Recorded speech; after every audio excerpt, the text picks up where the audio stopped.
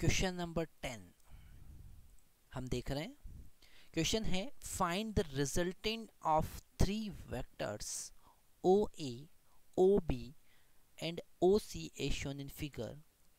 The radius of circle is R. मतलब इस question में सिंपल सा गिवन है कि तीनों का मैग्नीट्यूड आर है, इक्वल है। ओके और इनका रिजल्टेंट फाइंड करना है।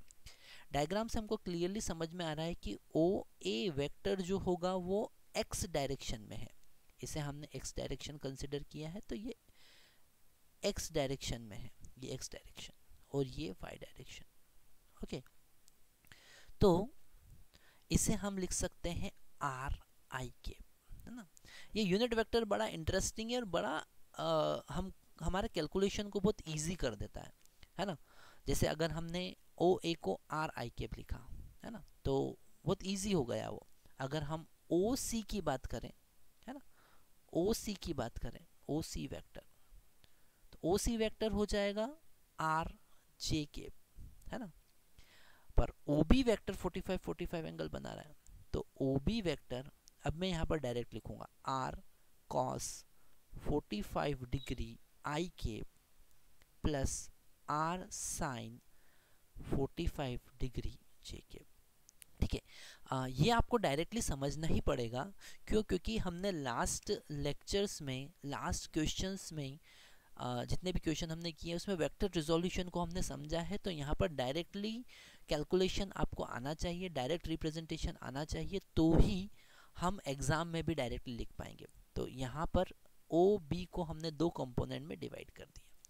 अल्टीमेट हमको फाइंड करना है resultant of O A vector plus O B vector plus O C vector.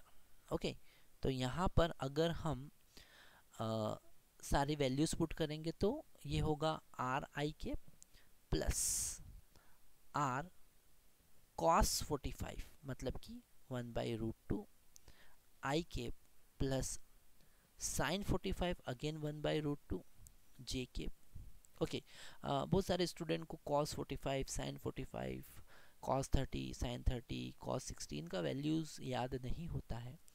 वो याद करना बड़ा इजी है, आपको बस उससे रिलेटेड क्वेश्चंस करना पड़ेंगे। आपको स्पेशली उनको लिखकर याद नहीं करना है, आप बस क्वेश्चन करेंगे तो ही आपकी वैल्यूज़ ये याद हो जाएंगी। आपको कुछ एक्स्ट्रा एफर्ट नहीं लगाना पड़ेगा, बस पढ़ना पड़ेगा स्टडी को इम्प्रूव करने के लिए, है ना। कॉन्सेप्ट को इम्प्रूव करने के लिए एक ही तरीका है, वो है प्रैक्टिस। और ओसी की बात करें तो वो होगा आर जे के, है ना। अगर हम यहाँ पर आई कंपोनेंट को लिखे तो ये आई कंपोनेंट, ये आई कंपोनेंट और ये दो जे कंपोनेंट, तो हम लिख सकते हैं 1 प्लस या are plus r/√2 okay I के प्लस आर प्लस r/√2 जे के। ओके इसका मैग्नीट्यूड अगर हम निकालें, क्योंकि क्वेश्चन में तो मैग्नीट्यूड ही पूछा है, रिजल्टेंट, है ना। तो इनका मैग्नीट्यूड जो होगा मान लेते हैं उसे हम मैग्नीट्यूड ही लिख देते हैं। ओके